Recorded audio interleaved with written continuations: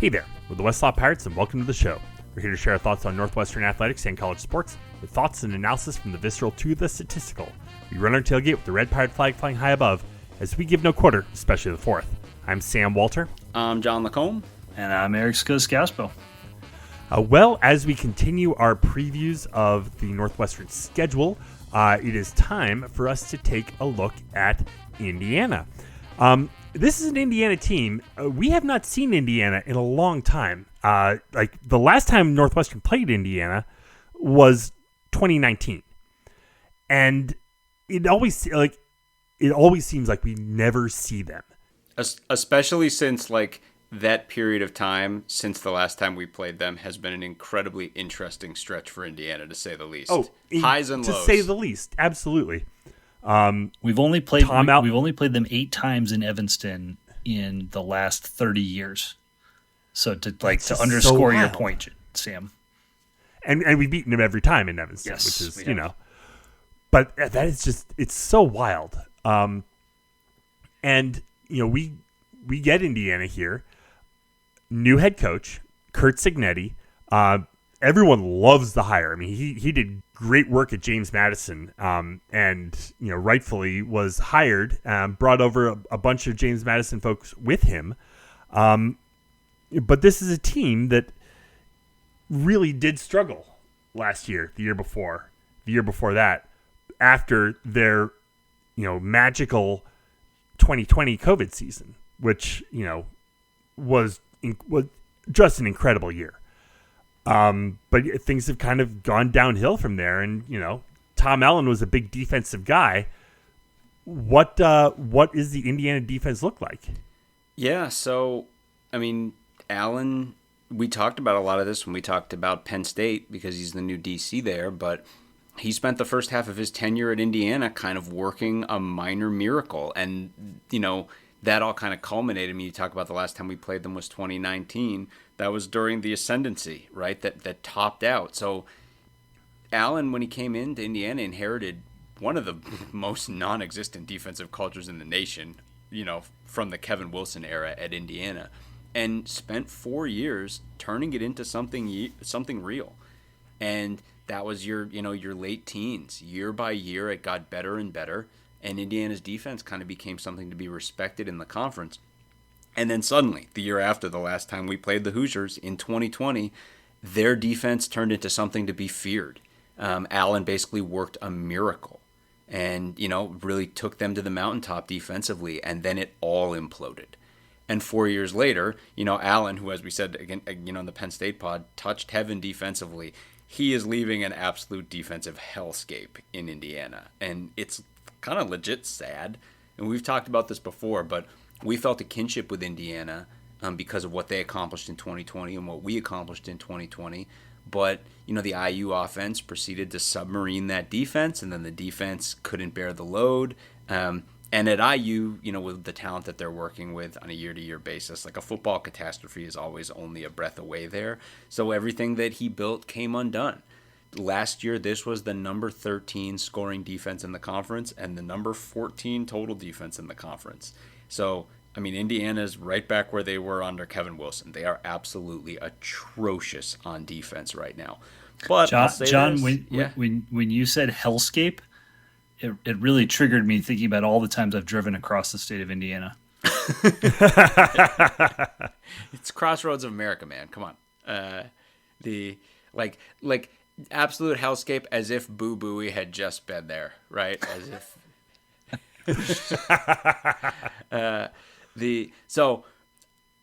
but I'll say this, right? And Sam mentioned it earlier. You can't take any issue with the steps that Indiana is taking right now to try to remedy this situation because they went out and they hired Curt Cignetti. Everyone agrees this is an awesome hire. And on my side of the ball, JMU has had a phenomenal defense for the past couple of years. And that defense has been overseen by Indiana's new defensive coordinator, Bryant Haynes. Haynes was a Broyles finalist at JMU. Again, presided over a phenomenal defense. And he is making a massive amount of money to be IU's DC. He's getting $1.1 million a year to be the DC at Indiana, Crazy. But again, on paper, it all looks smart. It all looks like a step in the right direction. But this is a long, long way up. Indiana was absolutely obliterated by the portal when Allen left, and it's not like they had much to begin with there. And of the slew of incoming replacements, a ton of them, not surprisingly, are from JMU, because this is the way coaching hires tend to work in the portal era. And again, with all respect to JMU and the defense that they put together at that school and what they accomplished, that's a Sun Belt defense that we're talking about. And you're bringing a bunch of Sun Belt players in here. And this is a defense that's going to play Washington, Michigan, Ohio State in the span of 4 weeks. It's just not the same level of football here. So it's really hard to say, like, what the heck this Indiana defense is going to look like when we play them. None of the competent players they had last year are still around. It's a new head coach, a new DC, and it's this hodgepodge of all new players. This really feels like a total throwaway year for probably very good coaches who may truly build something at IU in the future, but this Northwestern offense needs to capitalize right now and take advantage of what still, by any reasonable measure, should be a awful defense. Offensively, Scuzz, what do we know? I mean, offense, they bring back a lot of guys, but again, completely different coaching staff, completely different system. How much do we really know? I honestly, I think I'm going to paint a lot rosier picture than John did. So after a failed campaign in 2022, IU's offense essentially started over last season. They had a promising new QB. They had a lot of turnover at the skill positions, but they had a really solid returning foundation at offensive line and a really exciting new offensive line coach in Bob Bostad, who they stole from Wisconsin. Unfortunately for them, despite much improved pass blocking numbers, injuries and poor play persisted at quarterback. They could not find their way in the running game. They lost a point per game on their scoring average. They only won 3 games, and this ended the Tom Allen era.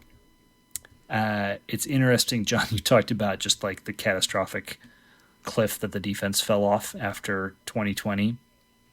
I mean, a reminder that this offense had Michael Penix in 2020 and 2021 before he transferred to Washington. True. My God.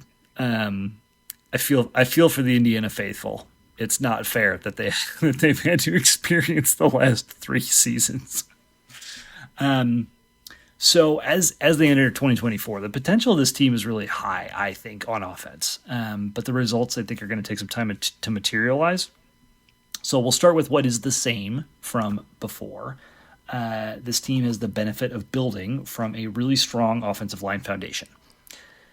I mentioned that they were strong in 2023 in this regard. They brought in Bob Bostad. They reduced their sacks from a whopping 38 down to 25. And again, poor quarterback play, injuries, etc. It just like kind of undid them. Their rushing stats stayed static with the year before, so it wasn't all roses. But going into this season, Bostad's back year 2, so they retained him on the coaching staff. He's got a bunch of NFL pedigrees as like a really well-known offensive line coach. They retained 2 starters from last season. They get 2 experienced starting guards transferring in from JMU, coming with the new coach.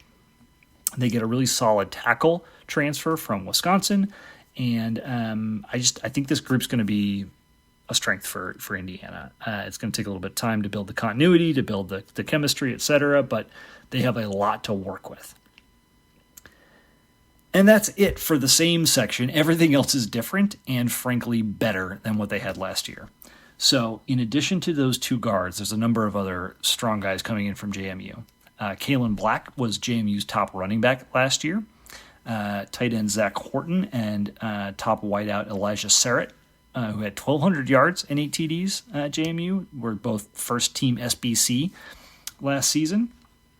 They also bring in 2 top 4 receiver transfers, so one of Texas Tech's top 4 guys, one of Wake Forest's top 4 guys, to go along with E.J. Williams, who transferred from Clemson last year. They also converted a former quarterback, Donovan McCulley, to a wide receiver last season. So they've got, quite a bit to work with, I would say, in the receiver room. And then they're going to boost the running back depth with Wake Forest number 2 guy from last year. So at this point, it's just a collection of really interesting players and assets that get the benefit of building from a strong offensive line and what is unquestionably really good coaching. I think the trajectory of this team is really going to just depend heavily on how quickly the quarterback finds its footing. So last year, Taven Jackson, was a young transfer from Tennessee. He looked like the odds-on favorite to secure the position. He was named the starter in week 2, but he got injured in week 6. His stats during that time were, I'll say, not great, and that might be generous. But the potential is palpable. He's a pro-style QB. Unfortunately, the new coaching staff runs a much more of a dual threat system. Mike Shanahan, no relation, I might add, is the offensive coordinator. He was, the OC at JMU. He played his college ball at Pitt back in the day. Yeah, when I saw that, I was like, whoa. I did a little research. I was like, okay. Yeah, no junior on there. So, but yeah, they've been running a dual threat attack at JMU the last 3 years, and they have 2 quarterbacks that just fit the scheme better coming in this year that I think are going to jump Jackson in the depth chart. So first, the likely starter is Curtis Rourke. That name should sound familiar as we previewed Curtis Rourke and his Ohio Bobcats going into the 2021 season as one of Northwestern's non-con opponents. Now, Rourke has been prolific in his career at Ohio, mid to high 60s in completion percentage, very low pick rate, high yards per attempt. He tore an ACL at the end of 22, so his numbers last year were pretty down compared to his career. But as a guy that can really throw the ball and also situationally attack with his legs, he's a fantastic fit for this offense at IU. Now, unfortunately for Jackson, who would maybe hope to be the backup, the JMU coaches also flipped one of their QB recruits to IU, and they also brought in a 4-star quarterback in Tyler Cherry. So my bet is that Rourke plays a really strong role for this season, and then hands the reins to one of these freshmen next year, whether that's Cherry or the JMU commit, whose name is escaping me right now. This is maybe a bad comp and one that's going to put unpleasant thoughts in everybody's minds, but I feel like what you have here on offense is basically Michigan State in 2021. It's a ton of parts and transfers that on paper look disconnected, but very clearly you can see kind of fit into a cohesive scheme and have a lot of really good talent that fits together. So the other thing I'll say is that Curt Cignetti has significantly more experience in bona fides than Mel Tucker did back in 2021. He spent 7 years at NC State coaching quarterbacks, including Phillip Rivers. That's how long this dude has been coaching, by the way. He coached Phillip Rivers in college. Wow. He spent 3 years coaching the wide receivers at Alabama. These were the first 3 years of the Saban era. And then a bunch of years in FCS before taking JMU from the FCS division up to FBS. And he did that over the course of 5 seasons. It's actually kind of stunning that he spent so much time in FCS and didn't have a bigger job or a bigger opportunity at the in the Power 5, etc. And maybe he just didn't want it. I don't know. It's just a really, really interesting story. And at bottom line, this is a hell of a hire. Just like John said, unquestionably, this is maybe the best hire of the cycle this past year, and he can really launch IU from, I think, a development and scheme perspective on offense. I really wish we were getting this team a couple weeks earlier in the year, but I think at least we aren't playing them in November when I think they might be quite good on offense. If you or a loved one is seriously injured by someone else's negligence, hire Kent Simpson of the Simpson Law Group. After over a decade prosecuting murder cases in Chicago, Simpson opened his own firm focused on wrongful death and personal injury cases. He specializes in car, truck, motorcycle, boat, and other transportation accidents, as well as construction accidents, medical negligence, slip and falls, product liability, and more. Millions recovered for clients. No fee unless he wins. The Simpson Law Group. Compassion, empathy, and vigorous advocacy. Go to simpsonlawgroup.com or call 312-332-2107 for a free consultation.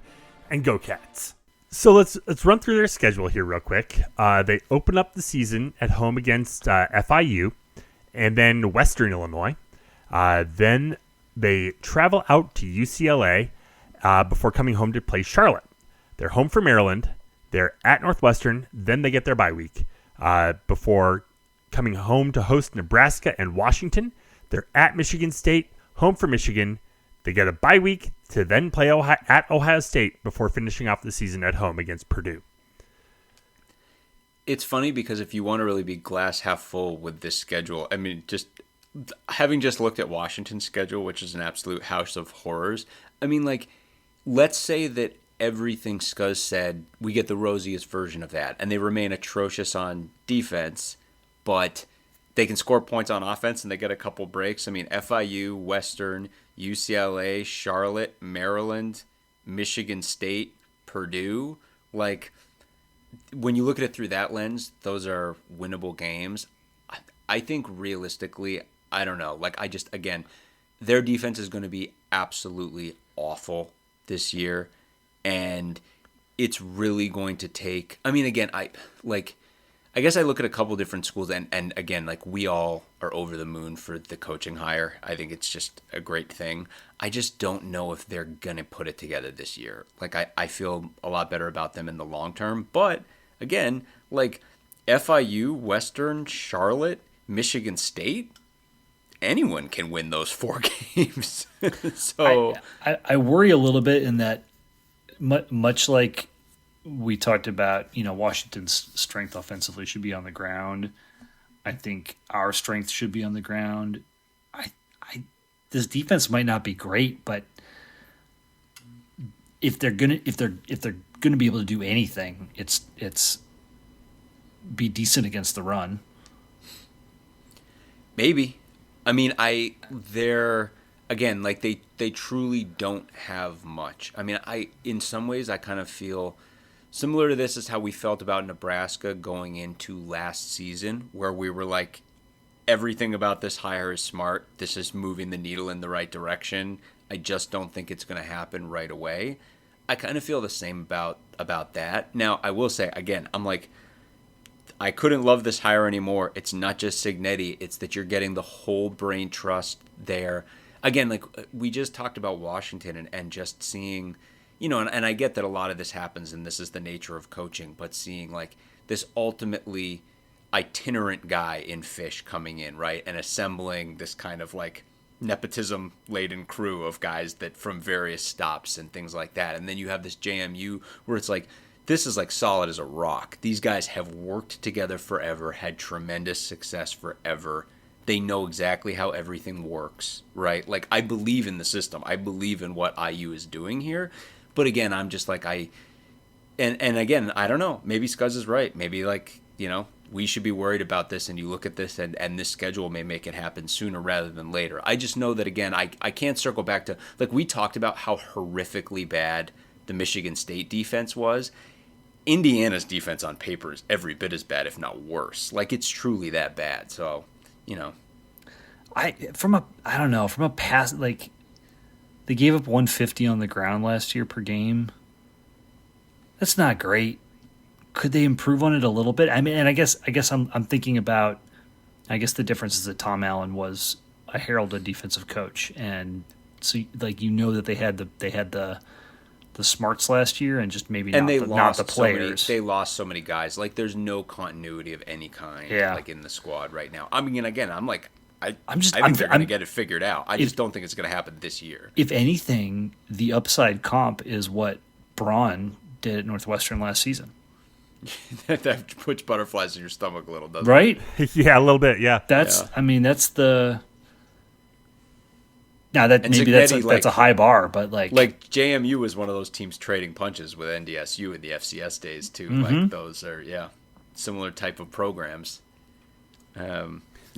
No, you're right. I mean, again, like, I think, like, it certainly makes me nervous, right? Like, you want it to not come together quickly enough. And I mean, it's kind of like how we talked about Nebraska, in that it's like, hey, let's play them now, because I don't see, and obviously it didn't go great for us last year, but you just kind of see the needle getting turned in the right direction. And again, like, everything you're saying on offense, like, it definitely worries me. And Good. Yeah, like, go I'm ahead. Correct me if I'm wrong. We have a bye between Yes. Washington and this game. We have a Correct, bye yes, before this game, yes. which is actually pretty huge. And Absolutely. we're going to get two real solid games of tape on Indiana. So the UCLA game and the Maryland game. Yeah. Which, for a brand new coaching staff with all the changes and stuff that on both sides of the ball, I think that's going to be super helpful. Yeah. So, what do we think as far as a record? Like, you don't have to squint too hard to see 5. I mean, I'm not saying they'll win 5, but there are 5 winnable games on the schedule.